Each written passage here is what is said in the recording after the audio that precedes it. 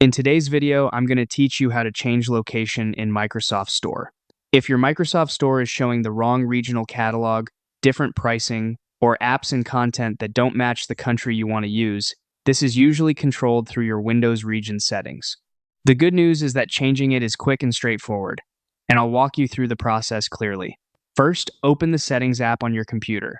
The fastest way to do this is by pressing the Windows key and the I key at the same time. This keyboard shortcut takes you directly into your system settings without needing to search through the Start menu, which can save a little time. Once you're in Settings, the next step depends on whether you're using Windows 11 or Windows 10. If you're on Windows 11, look to the left-hand sidebar and click Time and Language. After that, select Language and Region.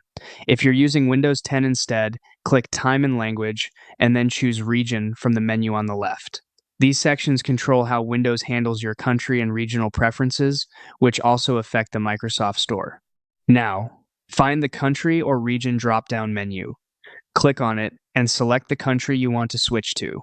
Make sure you choose the correct location, because this setting determines the version of the Microsoft Store catalog you'll see, along with the local currency and availability of certain apps, games, movies, or other content.